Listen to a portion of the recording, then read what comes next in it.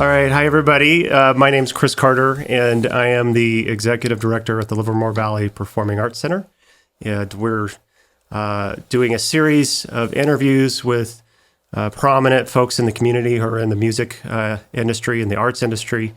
And today, we are very lucky to be talking to Matt Fenders. I've been looking forward to this one for a while, and I've gotten to know Matt over the years, and he's one of my favorite people around here, and he's done so much for Livermore, especially. So I just want to say hi to Matt. Hi, Matt. Hi, Chris. Yeah, thanks. Yeah, I was just kind of chuckling. Yeah, got lucky to get me on my calendar. Hasn't had anything on it in 10 months. It's Yeah, we not that much luck. well, we are lucky. We're lucky to have you in town for sure. It's Matt is kind of a living Livermore jazz legend in my mind, or musical legend out here in Livermore. And Matt has a lot of experience performing around the world in the country, and recording experience and songwriting experience. And so before we get into all of that, I'm not going to really read your bio.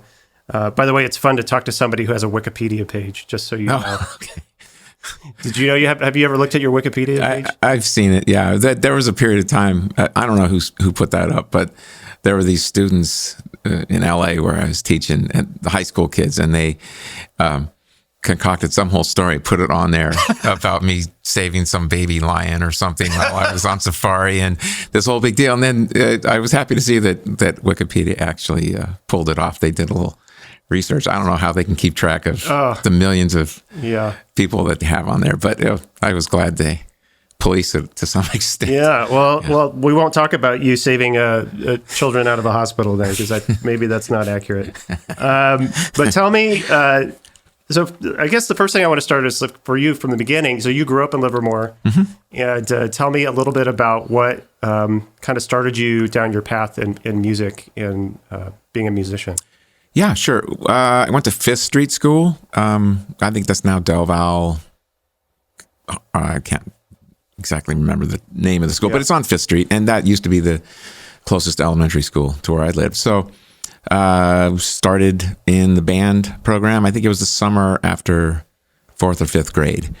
And back then they had, they always had these big summer programs, and all the band directors took turns basically leading ensembles. And not everybody started in the summer, but I certainly did. And I started on trombone because my brother, who was 10 years older, played trombone up through high school, and then it was sitting in the closet. And I was like, that seemed like the instrument to play, because my dad didn't want to get anything else. Basically, like, yeah, you'll play trombone too.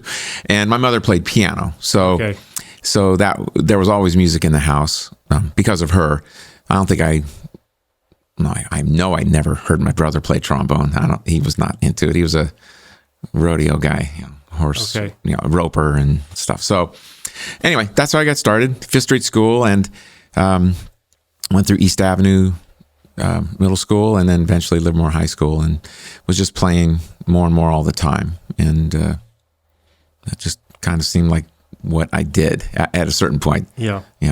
I think about, so when I was growing up, my introduction to music was always through my parents. And so but my parents didn't play any instruments, but your mom did. But was there what did they listen to? And kind of what was your early influence, like musically? What did you like to listen to when you were growing up? Well, oddly enough, I really liked the Lawrence Welk Show. I liked like Dixieland Band. I liked when the big band was playing, and I just kind of liked a lot of those guys. Not all of them. I mean, if you ever watched those shows, there were some of the guys, the Irish tenor, it wasn't my favorite guy, but I really liked, occasionally they had a Dixieland band that played. And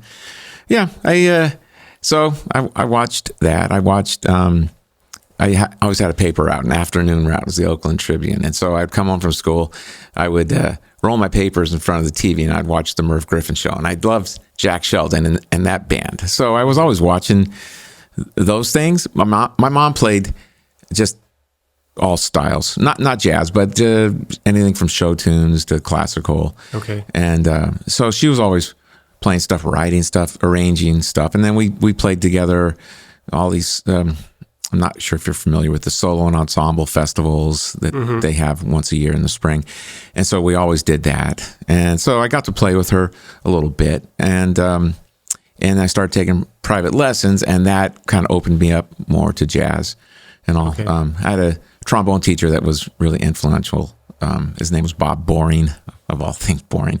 And at the same time, teaching down at Valley Music, there was a sax teacher named Bob Cool, so they had Boring and Cool in the same next door to each other. But he got a bunch of trombone students together, and we did these 4 or 5 trombone jazz arrangements, and he would put together a rhythm section for us. And I think that is when I really just fell in love with playing. And so, and we would play the local things, sort of festivals downtown, kind of like the Art Walk or whatever. He would get us booked on those things. And yeah, it kind of took over my life at some point in high school. So is that kind of like when you decided this is something you want to do for a career? This is my path? I don't know that. Well, honestly, in high school, my band director, his name was Mike Ward, and he had gone to San Jose State.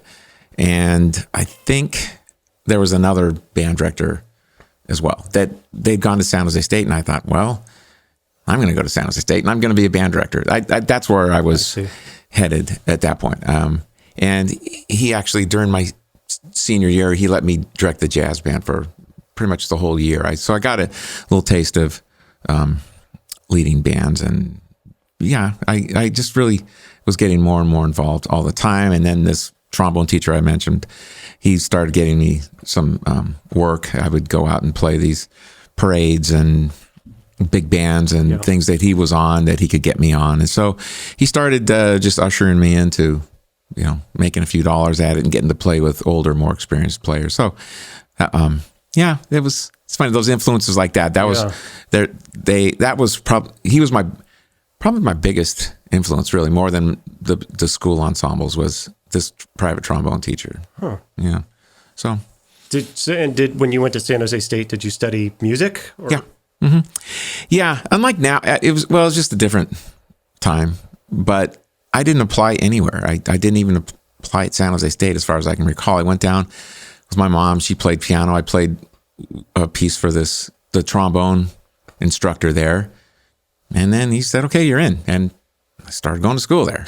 Yeah. So it didn't even occur to me to pursue, New York or LA schools or anything. It's just San Jose State. That's where my band directors went. And that's about as much as I thought about it. I just started playing down there. So it turned out to be a really good opportunity in that there were lots of schools down there. And so the serious players in the program, we would play not only at San Jose State, but we would go play all the night bands like City College and De Anza and Foothill. And we just were playing all over the place, as well as most of us were working at that time, it was called Marriott's Great America. I'm not sure what it is now, but Great America. So when that park first opened in 78, they probably had 200 musicians. It was amazing how much work there was there.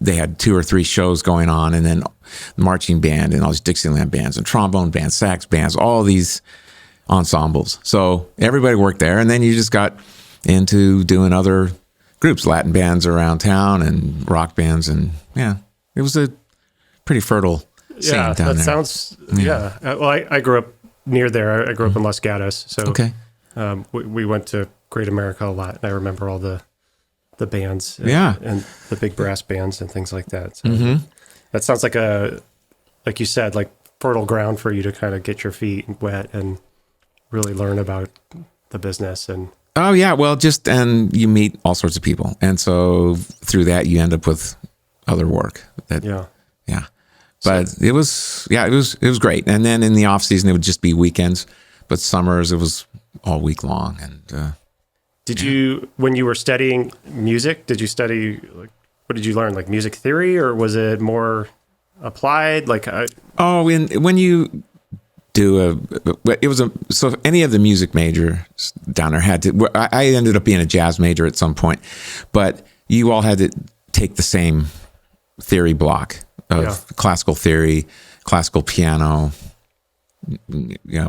classical music history. Just everybody had to take the same kind of stuff. And then after maybe a couple of years of that, it became more jazz specific for me. Did you ever have to sing? Oh yeah, sight singing. Yeah. I never did a choir, but that theory block was a killer. Not for me, because I had good sense of pitch, and and theory was never difficult for me. But it weeded out all sorts of people in the first month or two. Yeah, including my wife, who changed her major. Yeah, she started as an opera major, and it didn't last long with that. Yeah. So I remember when I was in college, I took one music class, and I played the guitar a little bit, and I thought, I can do this. And it was like music theory 2. And it was all about 4-part harmonies and all, and it was all very mathematical, and you had to write music without listening to it. And then the professor would play it in front of the class. And I was like, I spent more time doing homework for that class than any other class, because it was tough. So yeah, no, I loved it. Yeah, I could fly right through that stuff. That wasn't hard for me. Remembering anything in the music history area was hard for me. This instructor was already ancient at that point. And then I went back down there maybe 5 years ago, and he was the only guy that was still on the faculty list. I was like, how did he do this? Yeah. But so some areas were hard for me, but not the theory and sight singing and stuff like that. Well, I did have one music teacher who I think he's gone now, but he taught me. I always tell him he taught me how to listen to music, and we started with jazz and blues, and he explained to me, was it Thelonious Monk? Yeah, was kind of like very dissonant at times, and he said you have to picture somebody like poking you, or doing something, kind of doing something to your senses, and as soon as I listened to it that way, I get it. It makes sense. So I think that's one thing that I really appreciated about my music faculty, my music teachers. Yeah. Well, it's nice when you get a teacher that influences you and makes you want to dig in more. Yeah. So after you graduated, or after you finished at San Jose State, you performed in with a lot of acts, and I'm not quite sure of the timeline here, but I'm going to read what I found on Wikipedia. You tell me if this is right or not. So it says you performed with big bands of Toshiko Akiyoshi, Bob Mintzer, and Bill Warfield, among others. You were a trombonist on the Tonight Show band with Jay Leno when it was led by Kevin Eubanks. Initially Branford Marsalis. You've also played with Natalie Cole, Harry Connick Jr., Sting, Benny Goodman's orchestra, Branford Marsalis, Woody Herman, among others. You were also part of Clark Terry's big band. So any of those experiences kind of stand out for you as far as? Well, Clark's band was a big influence, because that was while I was still in college. I took a semester off. He did an audition via cassette tape, and a photograph, and so when I sent stuff in and I got the job, and so that was about a 3-month tour Europe and the States, and so that was a big influence, because up to that point I had gotten away from thinking I was going to be a music teacher. After doing one semester of marching band at San Jose State, I managed to avoid marching band all through high school, and one semester in college was enough to. I was like, okay, and the band, the marching band directors, when they kind of roped me into that, you want to be a band director? I was thinking, yeah, I think I want to. First thing they're going to ask you is how much marching band experience you have. So you got to, know about marching band. And so I think after a semester of that, it's like, well, if this is what it takes to be a marching or a band director, not interested. So wait. What was it about the marching band that was not up your alley? Well, you're marching around all day in the sun, for starters. I enjoy being outdoors, but marching around and playing was just not something I cared to do. And just the drill and drill and drill and drill. And we changed the routine slightly every week. So there was just never like a week off. Every week you're out there on the field learning new places to go to make new letters or shapes or patterns or whatever out on the field. That seems counterintuitive to a jazz musician. I know. Right? Yeah. Maybe that's what it was. Well, it was just, it didn't suit me. So I decided I was just going to go for performance. And anyway, so then I did that audition and actually just kind of a funny story on that. But, I'm sorry. To backtrack, I figured I was going to move to LA. That's where I would go. But after Clark Terry's band, most of the guys were New York bound. From I was 21. Probably the oldest player on there was maybe 24 or something. So everybody was headed, potentially to careers in music. So at that point, I decided I would move to New York. So it was influential in that way. Yeah. It also pointed out to me how some of the early connections you make really are the ones that benefit you later on. So in that situation, Branford Marsalis was my roommate for part of the tour, and we were both just kids. He might be a year older than I. And after I moved to New York, I saw him maybe twice. Hadn't seen him in close to 10 years when he called me to move to LA and do the Tonight Show. So it's just the impression, and the friendships and all that you make. But even though I hadn't seen him for a long time, we always got along pretty well. So, well, when he came to perform here, and I remember you saw him before the show, and he talked about you on the stage, and it sounds like he really thinks fondly of you. Yeah, and we had a few good times. He certainly had a different trajectory. He can do anything he feels like doing. He's just at a different level from most. I mean, he and his brother, actually all of his brothers, they just are, they've had nice how careers. long were you on the Tonight Show band? 17 years. So was that kind of your longest writing gig? Oh, yeah. Yeah. Right. Yeah. Well, in New York, I would get the occasional Broadway show. Yeah. And I didn't end up I used to sub on Cats. Like in New York, if you have a show, you can take off like half of the time, basically, without getting fired. Okay. So anytime something comes up for a person that's playing that show, there's a different gig, or they're just tired of doing it, they just they get a sub to come in and play for them. Mm-hmm. So there are a lot of people that prefer to not have their regular show. They would just prefer to sub around. And so, I subbed on all sorts of shows, but so I think Cats must have gone 20 years or something. I'm glad I wasn't on that. That was mind-numbing. But the longest I think I ever did one show was probably right before I moved to LA. I was doing a show called Secret Garden, and that was my own show. And so, I would do it, not 8 shows a week, but probably make at least 6 of them. Okay. Yeah. So, does it get tiring when you play? Kind of was it the same set every night, or? Oh yeah, the Broadway show. Oh yeah, yeah. Of course, you're playing the exact same thing every night, and it got to the point where I would buy a magazine on the way in, and I would read a whole magazine. I didn't have that much to play in the show. It was very little playing, so I could get through a whole magazine, and then I would be walking to my car after the show, and I couldn't remember if I'd played the show that day. Let's talk about the Tonight Show a little bit more. And then I want to get into some of the things you're doing now. So what's like, how did they do it? Was it just once a day? Or, and then did you rehearse with the band in the morning and then the show was in the afternoon? Or what was like the operation? The general schedule was just in the afternoon.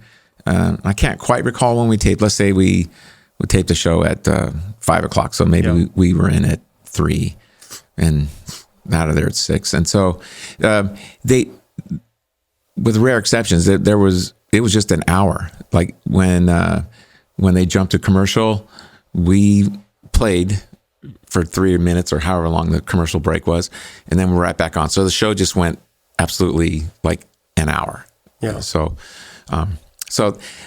that it wasn't super time consuming unless we were playing with one of the guest bands.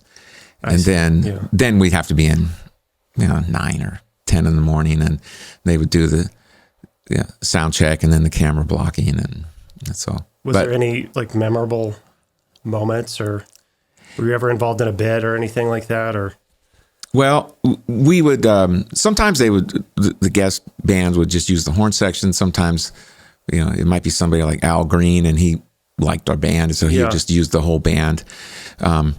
But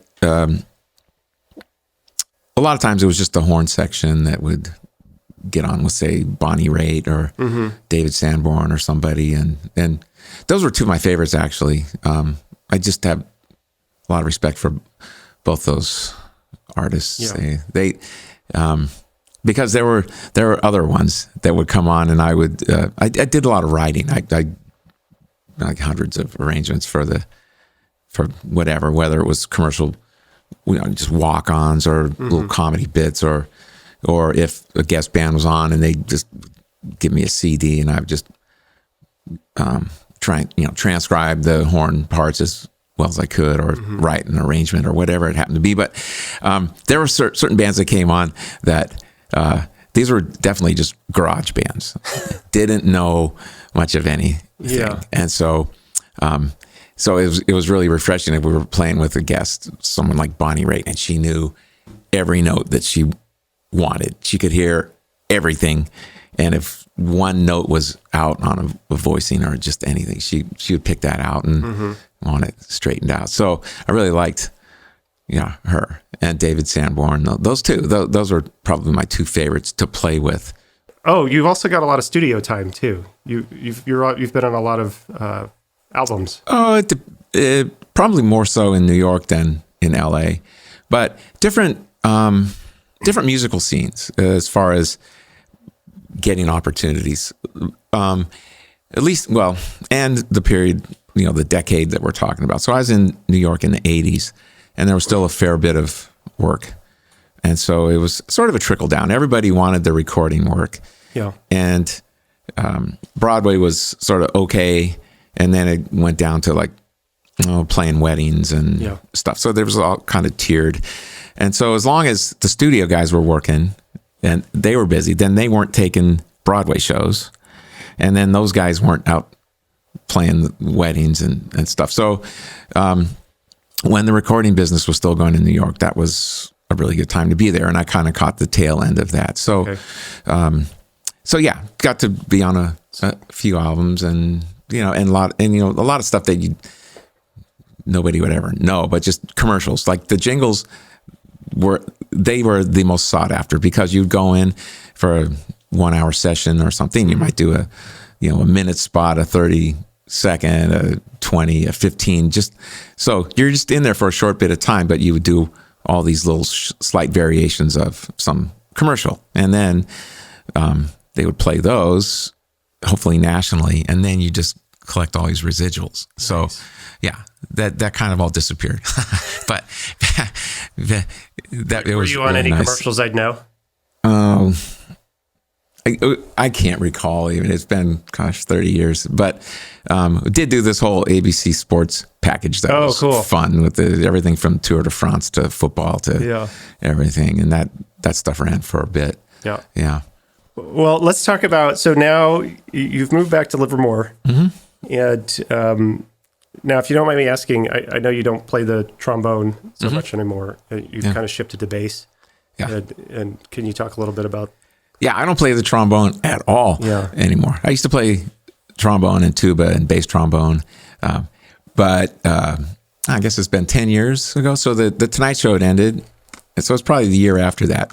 And I'm an avid cyclist, and so I was just out for a quick ride, and my pedal snapped off, and as I was standing up, and fell right on my face. And so it did. It just never. It took out a big chunk in the middle of my top lip, where the part that used to buzz, and so it just, I could not get it going after that. I tried for a couple of years, but it was not good. So eventually it's like, why am I doing this? I could practice all day and I might sound like a fifth grader. So I was, yeah. So I'd been casually playing bass before, a little bit behind students mainly. And so I just said, that's what I'm playing now. Picked it up and ran with it then. Yeah. That's good. Mm-hmm.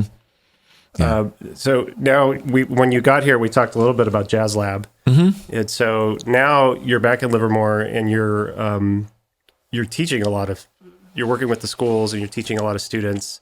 And the other group I remember seeing around a lot is Element 116. Mm-hmm. So, what have you kind of done since you got back here? And Yeah, well, I was teaching quite a bit in LA at various schools. And so when I came up here, it was just what I figured I would pursue as much as anything.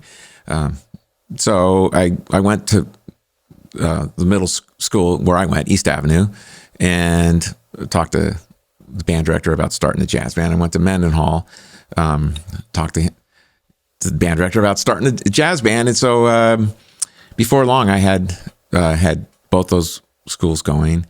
And I kind of inherited the Element 116 band. The lady that was the initial director of that didn't live anywhere near Livermore, so she was kind of bowing out. So, yeah, I had 3 groups like that. Didn't take long, and then started teaching in Pleasanton, Hart Middle School. Had like 4 ensembles there, and just really tried to dig into getting the jazz bands in the schools, because at that point there just weren't any jazz bands in the middle schools here. As well, there wasn't a jazz band at Livermore High, and so the band director now there's Justin Enright, and he's got a very strong jazz band, or at least will when they get back to going to school. But so I managed to have 1 year getting the jazz band off the ground the year before he was hired.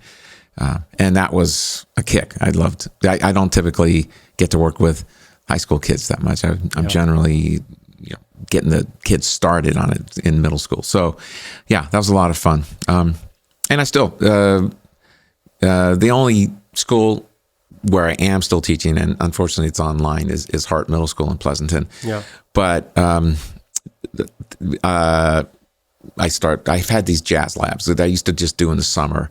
And so I guess I started it this summer again, but not at the Bothwell. I've been doing it for years at the Bothwell. I used to drive up from LA and bring all my tubs of music and equipment and do a week-long jazz lab at the Bothwell. But everything was shut down. So I built a space next to my garage, and it's about 60 feet long and 15 feet wide. And I put shade sails and, made it, well, it's still hotter than heck in the summer. But so I started rehearsing. What was allowed then were 10 kids at a time. So I just started rehearsing kids again. I was really dying to do it. It'd been a few months since couldn't do any of that. So just got it going, and I've then kept it going. So I have 4 groups, 10 kids or so, 10 or 11 kids each. And I went up until a week before Christmas, and then took about 6 weeks off, and I'm actually starting them again next week, since things have loosened up a little bit. And yeah, I'm really looking forward to it. It's going to be cold now, but it's just great to get these kids playing again. It's great for me to be standing in front of them and having them playing again. I really missed all that music. And are there any past students of yours that have gone on to a career in music, or anybody that you're kind of following? Well, not yet from up here. Okay. But in LA, there have been a few. Yeah. Have you found any prodigies yet? Here in Livermore? Yeah. I probably shouldn't name names. There's one. Future Fenders. Well, that's the hard part, right? That my timing was pretty good. There was still a lot of live music and recording and all. So, it'd be hard to say, even if I ran across that kid that's like, wow, he's got all the components that it takes here. Yeah, I'm not really sure what's going to be waiting, next year or the year after. I know Broadway will get going again, and there is recording to some extent in LA still going on. But technology has changed so much of that. Just like all these live players, it's just not common like it used to be. Now it's, MIDI sounds and, a guy sitting in his living room writing all the music for a TV show. It's just, so it's a different scene. But I have had some very talented players up here. Yeah. Well, anything we can do at the Bankhead, I've always been big on local artists and supporting local artists and giving them a platform. So feel free to let me know when you're ready. I appreciate it. Now, some of the favorite performances of these groups, the Element 116 in particular, have been in the lobby during the Livermore Amador Symphony concerts, or out in front during the Tuesday Tunes, we love playing downtown. Yeah. So I've only got like 2 questions left for you. One of them is, what are you listening to right now? So if I went in your car and turned on the radio, what would it be? Well, okay. So not to be too self-absorbed, but I just finished a recording session, so I've still been listening to that to make sure that I'm happy with the mix I got and all. But aside from that, I still I can't get away from the jazz, and I'm listening to a little more stuff that's a little more R&B oriented. But I really like Snarky Puppy. I love the treatments they put on. I saw them at SF Jazz 2 years ago, and I guess they have different ensembles a lot too when they perform. It depends on which, like a core. Yeah, there's a core group, but I think from tour to tour that it switches up a little bit. And then they do those videos like where I can't tell where they are. It's like inside of some space where the audience people, they're just sitting right amongst them basically, and they're just all kind of scattered about, and they bring in just a whole range of I'll have to check that guest artists. Yeah, they're called like Family Dinner, and these series of videos. And yeah. Well, I really want to say thank you. I appreciate your time, and I really appreciate what you do in this community, because I think a lot of the students and the young artists and performers around here really look to you and appreciate all that you've done to kind of grow that community of musicians, and I think it's had a big impact. So, thanks. I appreciate you saying that. I appreciate that you're still trying to keep things going here. I know you're kind of searching for what you can do, such as these podcasts or the Vineyard Vibes, or just whatever. I mean, it's a difficult time, and I appreciate that you're keeping things rolling. So thank you. All right. And we're wrapping that up. Thank you, Matt. Have a great day. Thanks.